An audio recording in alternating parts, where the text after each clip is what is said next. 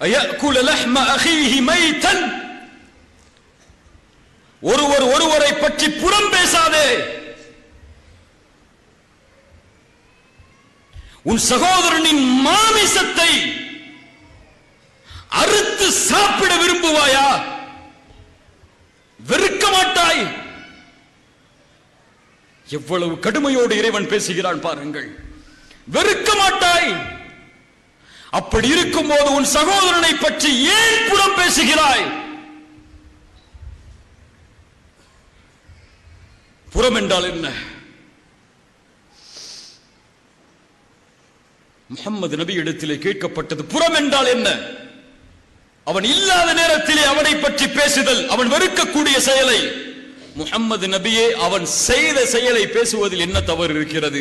முஹம்மது நபி சொன்னார்கள், செய்த செயலை, அவன் செய்த செயலை அவன் இல்லாத நேரத்திலே பேசுவதுதான் புறம்.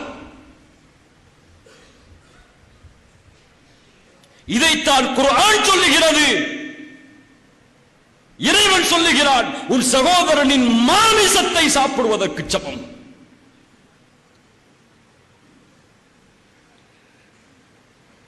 இந்த உலகத்திலே ஒரு பெரிய அழைப்பை சொன்னார்கள் இறை தூதர். ஒரு பெரிய அழைப்பை சொன்னார்கள். யா மஅஷர மன் ஆமன பிலிசானி. யாரை அழைக்கிறது தெரியுமா இந்த அழைப்பு? நாவால் ஈமான் கொண்டு, நாவால் இறைவனை ஏற்றுக்கொண்டு உள்ளத்தில் ஈமான் இறங்காதவர்களே,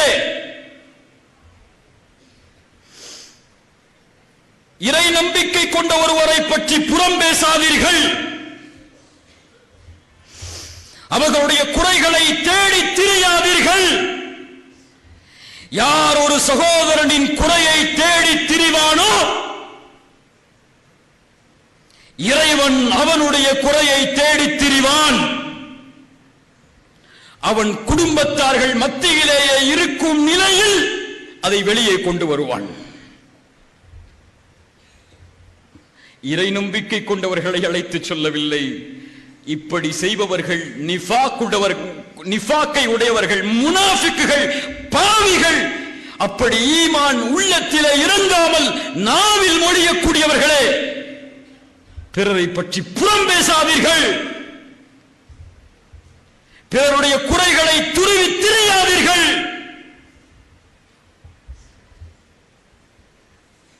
உங்களுடைய நாவால் பிறருடைய மானம் கீழே விழுவதற்கு அனுமதித்து விடாதீர்கள். ஒன்றை சொல்லவா? கஅபா புனிதமானதா இல்லையா? புனிதமானதா இல்லையா? கஅபாவை ஒருவர் சேதப்படுத்துவதை எப்படி பார்ப்போம்? எப்படி பார்ப்போம்? எப்படி பார்ப்போம்? உயிரை இழந்தாவது அதை பாதுகாப்போம். ரசூலுல்லாஹ் முஹம்மது நபி ஒரு முறை தவாஃப் செய்யும் போது கஅபாவை பார்த்து சொன்னார்கள், நீ சுத்தமானவள், உன் நறுமணம் எவ்வளவு உயர்வானது, உன் கண்ணியம் எவ்வளவு உயரமானது. இந்த முஹம்மதின் உயிர் யாரின் கரத்தின் மீது இருக்கிறதோ அவன் மீது சத்தியமிட்டு சொல்கிறேன், உன் கண்ணியத்தை விட இறை நம்பிக்கை கொண்ட ஒரு முஃமினுடைய கண்ணியம் மேலானது. அறிஞர்கள் சொல்லுவார்கள், கஅபாவை ஒரு மனிதன் சேதப்படுத்துவதை விட மோசமான பாவம் ஒரு முஃமினுடைய கண்ணியத்தை பாழாக்குவது.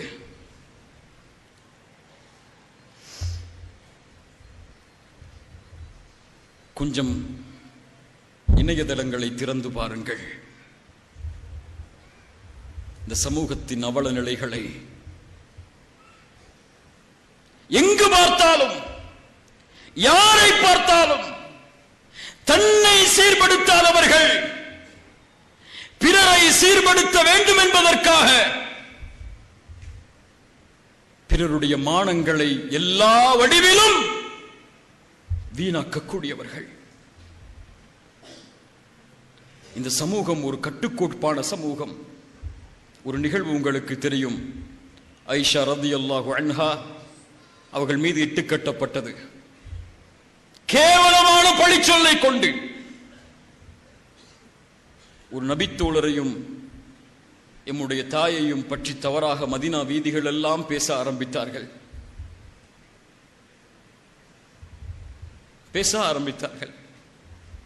பார்ப்பவர்கள் பார்க்காதவர்கள், கேட்பவர்கள் கேட்காதவர்கள் என எல்லோரும் பேசினார்கள். பேசி தீர்த்து முடித்தாயிற்று. வசனம் இறங்குகிறது. சொல்லுகிறான் இறைவன், நீங்கள் அப்படிப்பட்ட செய்தியை கேள்விப்பட்ட போது, நல்லா கேளுங்க, இறை நம்பிக்கை கொண்ட ஆண்களும் பெண்களும் சொல்லி இருக்க வேண்டாமா, நினைத்திருக்க வேண்டாமா, தங்களுக்கு தாங்களே நலவை,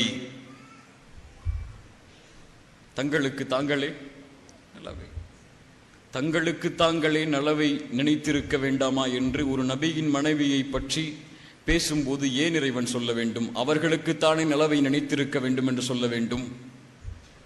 தங்களுக்கு தாங்களே நலவை அமைத்துக் கொள்ள வேண்டாமா என்று இறைவன் சொல்லுவதுடைய அடிப்படை, இந்த சமூகத்தின் ஒருவருடைய மானத்தை இழப்பது, கீழே கொண்டு வருவது ஒட்டுமொத்த சமூகத்தையும் களங்கப்படுத்துவதற்கு சமம். ஒருவருடைய மானத்தை அழிப்பது சமூகத்தின் மானத்தை அழிப்பதற்கு சமம்.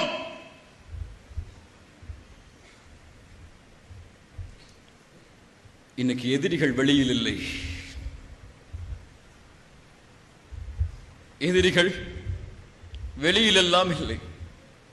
எம்மை அழிப்பதற்கு எதிரிகள் தேவையில்லை. நாமே நம்முடைய கரங்களே போதும். இவரை பற்றி அவர், அவரை பற்றி இவர், அவர், அந்த இயக்கத்தை பற்றி இந்த இயக்கம், இந்த இயக்கத்தை பற்றி இந்த இயக்கம், இவர்களுடைய மானத்தை பற்றி அவர்கள் பேசுவார்கள், அவர்களுடைய மானத்தை பற்றி இவர்கள் பேசுவார்கள். இப்படி பேசி பேசி பேசி பேசி சமூகத்தை தலகுனிய வைக்க எல்லோரும் தயார். இல்ல மாஷா அல்லாஹ், அல்லாஹ் பாதுகாத்தவர்களை தவிர.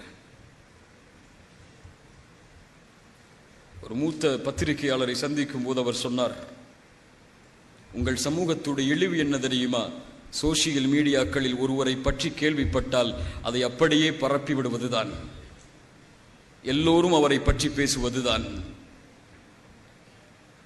இதையெல்லாம் உரைகளில் கேட்கும் போது என் சமூகமா அப்படி என்ற நினைவு வரும். ஆனால் வாழ்வில் அனுபவித்த போதுதான் தெரிந்தது, ஆம், என் சமூகம் அப்படித்தான் இருக்கிறது என்று. இதுவரை எந்த மார்க்க மேடைகளையும் என்னுடைய தனிப்பட்ட வாழ்வை பேசியதற்கு நான் பயன்படுத்தியதில்லை. ஆனால் பயன்படுத்த வேண்டிய சூழ்நிலை இருக்கிறது என்பதை அறிகிறேன். 23 வயது இருக்கும் எனக்கு. இந்த அழைப்பு பணியில் நுழையும் போது சிறிய பிள்ளை ஒரு அரபி ஆடையை அணிந்து கொண்டு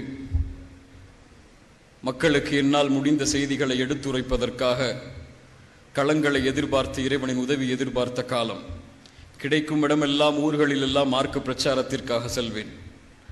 எந்த ஒரு தனிப்பட்ட இயக்கத்தையும் ஆதரித்ததில்லை, எந்த ஒரு தனிப்பட்ட இயக்கத்தையும் தாழ்த்தியதில்லை, எந்த ஒரு தனிப்பட்ட மேடைக்காகவும் எதையும் நான் கூறியதில்லை, பயன்படுத்தியதில்லை. இப்படியே சென்று கொண்டிருந்த அழைப்பு பணியில் 2 ஆண்டுகள் என் வாழ்வில் ஏற்பட்ட சில மாற்றங்கள், சில தாமதம். அந்த 2 ஆண்டுகளில் என்னை குறித்து பேசப்பட்ட நிகழ்வுகளை பார்த்தால் போதும் என் சமூகத்துடைய நிலைமை எம்மால் உணர முடிகிறது. எதிலும் விமர்சனம், எதற்காகவும் விமர்சனம்.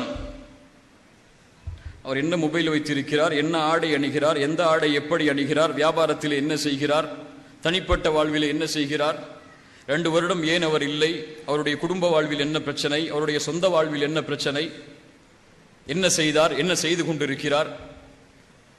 ஒவ்வொருவரும் எழுதக்கூடிய எழுத்துக்களை பார்க்கும்போது கொஞ்சம் கவலை வருகிறது. இந்த சமூகத்திற்காகவா நான் உழைத்தேன் என்று. இல்ல மாஷா அல்லாஹ், அல்லாஹ் பாதுகாத்தவர்களை தவிர. கண்ணியத்துக்குரியவர்களே, நான் சம்பந்தப்பட்டிருக்கிறேன் என்பதற்காக இதை சொல்லவில்லை. இது போன்று எத்தனையோ மனிதர்கள் பாதிக்கப்படுகிறார்கள். நம்மால், நம்முடைய நாவுகளால். மனம் வலிக்கிறது. முஹம்மது ரசூல் ஸல்லல்லாஹு அலைஹி வஸல்லம் அவர்கள் இந்த சமூகத்தை விட்டு சென்ற நிலையையும் இப்போது இருக்கக்கூடிய நிலைமையும் பார்க்கும்போது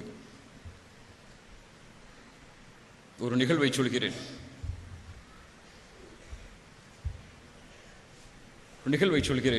அதற்கு முன்னால் இது போன்ற விமர்சனங்கள் யாரால் பேசப்பட்டதோ, என் தனிப்பட்ட வாழ்வை பற்றி, என் வாழ்வில் இருக்கக்கூடிய பிரச்சனைகளை பற்றி, அவர்கள் யாராக இருந்தாலும் என் மீது நல்லெண்ணம் கொண்டு இதுவரை அதிலிருந்து விலகி இருந்தவர்களுக்கு அல்லாஹ் அருள் செய்வானாக. அதிலே மூழ்கி அதில் பரப்பக்கூடிய காரியத்தில் ஈடுபட்டு பிறருக்கும் சந்தேகத்தை ஏற்படுத்தக்கூடிய நிகழ்வில் ஈடுபட்டவர்களை அல்லாஹ் மன்னிப்பானாக. அவர்களுக்கு மன்னிப்பு தான் என் புறத்திலிருந்து என்னால் செய்ய முடிகின்ற ஒன்று. நான் மன்னிச்சுட்டு தான் சொல்றேன், மன்னிச்சிடுறேன். ஆனால் தயவு செய்து சமூகத்திற்காக உழைப்பவர்களுக்கு கரம் கொடுங்கள். அவர்களை எப்படி அழிக்க வேண்டும் என்று திட்டம் தீட்டாதீர்கள். அல்லாஹ் பாதுகாப்பாடா. எந்த விமர்சனம் வந்தாலும் அதில் தெளிவு பெறாமல் பிறருக்கு எடுத்து வைக்காதீர்கள். ரசூலுல்லாஹி ஸல்லல்லாஹு அலைஹி வஸல்லம் அவர்களுடைய சபையில் சஹாபாக்கள் உட்கார்ந்திருக்கிறார்கள். உட்கார்ந்திருக்கக்கூடிய நேரத்தில் ஆஹா, என்ன சபை அது! தூதரின் சபை, நபித்தோழர்கள் அங்கே. அல்லாஹ் அந்த சபையை சொர்க்கத்தில் எமக்கு அருள்வாளிப்பாடாக. ஒரு பெண்மணி ஓடி வருகிறார்கள். நாம் எல்லாம் அறிந்த செய்திதான். ஓடி வருகிறார்கள். தூதரே, விபச்சாரம் செய்து விட்டேன் என்று சொன்னார்கள். அந்த பெண்மணி நாடி வந்தது மரணத்தை, கண்ணியத்தை அல்ல, மரணத்தை. விபச்சாரம் செய்து விட்டேன் தூதரே. தூதர் முகத்தை திருப்புகிறார்கள். விபச்சாரம் செய்து விட்டேன் தூதரே. முகத்தை திருப்புகிறார்கள், முகத்தை திருப்புகிறார்கள். சாட்சி கேட்கிறார்கள். கரு என்று சொன்னார்கள். குழந்தையை பெற்றெடுத்ததற்கு பிறகு வா என்று சொன்னார்கள். குழந்தையை பெற்றெடுத்ததற்கு பிறகு வந்தார்கள். பால் குடித்து முடித்ததற்கு பிறகு வா என்றார்கள். பால் குடி மறக்கடித்ததற்கு பிறகு வந்தார்கள். குழந்தை ஒப்படைக்கப்பட்டது. அந்த பெண்ணுக்கான தண்டனை திருமணம் செய்து உபச்சாரம் செய்திருந்ததால் கல்லால் எறிந்து கொலை செய்யும்படி கட்டளையிடப்பட்டது. தண்டனை நிறைவேற்றப்பட்டுக் கொண்டிருக்கும் போது ஹாலித் இப்னு வலீதுடைய கரத்தில் இரத்த துளிகள் விழுகிறது. ஹாலித், சீ, ஒரு உபச்சாரியின் ரத்தம் என்று கொஞ்சம் அருவருத்தார்கள். தூதர் சொன்னார்கள், ஒரு பாவம் செய்து கண்ணியத்தை இழந்து கொண்டிருக்கக்கூடிய ஒருவருடைய கண்ணியம் கீழே விழுகிறது. சீ என்ற வார்த்தையால் தூதர் சொன்னார்கள், ஹாலிதே, யாரை சீ என்கிறாய்?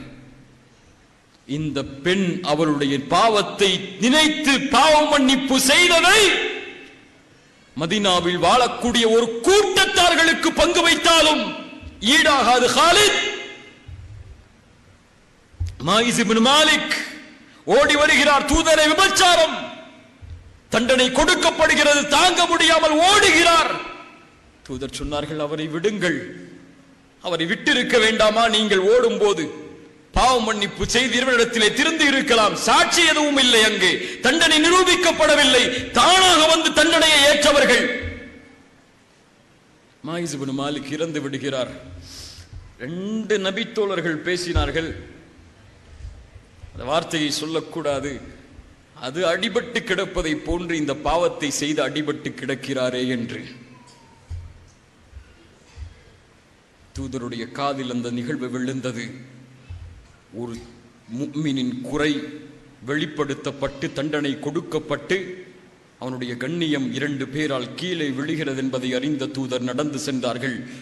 செல்லக்கூடிய வழியில் ஒரு இறந்து அழுகி போன கழுதை கிடந்தது. அந்த இருவரையும் அழைத்து சொன்னார்கள், இறங்கி அந்த கழுதையை சாப்பிடுங்கள் என்று. நீங்கள் அந்த தோழரை பற்றி பேசியதை விட இந்த செயல் மிக விருப்பமானது என்று சொன்னார்கள். கண்ணியத்துக்குரியவர்கள், நம் சமூகத்தை பாதுகாக்க வேண்டிய நிலைமை இது. ஒற்றுமையோடு இருந்து ஒருங்கிணைந்து நம்முடைய குரல்களை உயர்த்த வேண்டிய நேரம் இது. இதில் நாமே நம்முடைய அழிவிற்கு காரணமாகிவிடக்கூடாது. நம்மை யார் என்பதை நிரூபிப்பதற்கு நம்மிடத்திலே இருக்கக்கூடிய ஆயுதம் நம்முடைய குணம்.